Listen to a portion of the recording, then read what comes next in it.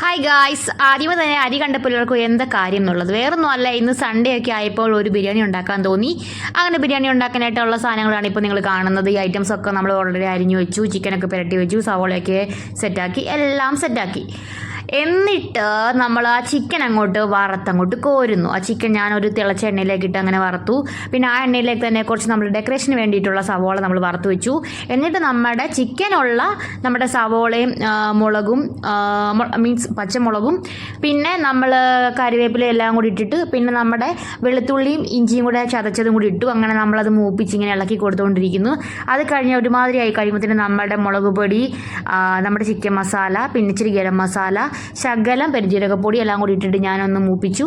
അത് കഴിഞ്ഞപ്പോഴത്തേക്കിനും നമ്മുടെ തക്കാളി അരിഞ്ഞ് വെച്ചത് ഞാൻ തക്കാളി അതിലേക്ക് ഇട്ടു. അതും എല്ലാം ഒരുപാട് നല്ലപോലെ മൂത്ത് വന്നപ്പോഴത്തേക്കിനും നമ്മുടെ ചിക്കൻ എടുത്ത് തന്നെ ഇട്ട് പെരട്ടി ഇങ്ങനെ എടുത്തു.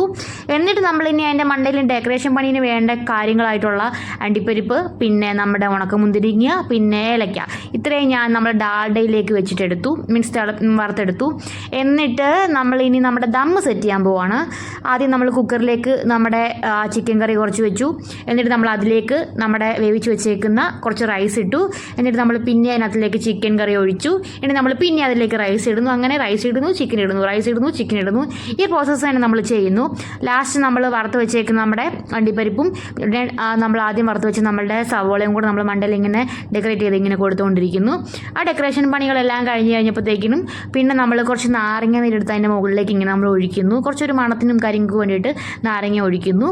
എന്നിട്ട് നമ്മൾ അടുത്ത കാര്യം എന്ന് വെച്ച് കഴിഞ്ഞാൽ നമ്മളിനി അതിന് ശേഷം അതിലേക്ക് കുറച്ച് ചോറ് വെന്തിട്ടുണ്ടായിരുന്നുള്ളൂ, കുറച്ച് ഞാൻ വേവിച്ചുള്ളൂ. അപ്പം പിന്നെ നമ്മൾ കുറച്ച് വെള്ളം കൂടെ ഒഴിച്ചിട്ട് നമ്മൾ കുക്കറിലേക്ക് നമ്മൾ ഒരു വിസിൽ വേണ്ടിയിട്ട് അടിക്കാനായിട്ട് നമ്മൾ വെച്ചു. അങ്ങനെ ഒരു വിസിലും കഴിഞ്ഞു, പ്രഷറൊക്കെ പോയി. നമ്മൾ ജസ്റ്റ് അത് നമ്മളൊന്ന് ഓപ്പണാക്കി, കുക്കർ ഓപ്പൺ ആക്കിയപ്പോഴത്തേക്കിനും നല്ല മണം വരുന്നുണ്ടായിരുന്നു.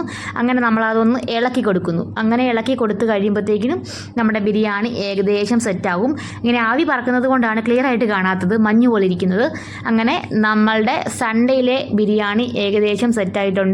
സൺഡേ സ്പെഷ്യൽ ഹോസ്റ്റൽ ബിരിയാണിയാണ് നിങ്ങൾ കാണുന്നത്. ഇനി ഹോസ്റ്റലിലൊക്കെ നിൽക്കുന്നവർ ഇതൊക്കെ ഒന്ന് ഉണ്ടാക്കി നോക്കുവാണെങ്കിൽ കുറച്ചുകൂടെ നല്ലതായിരിക്കും. Thank you, by.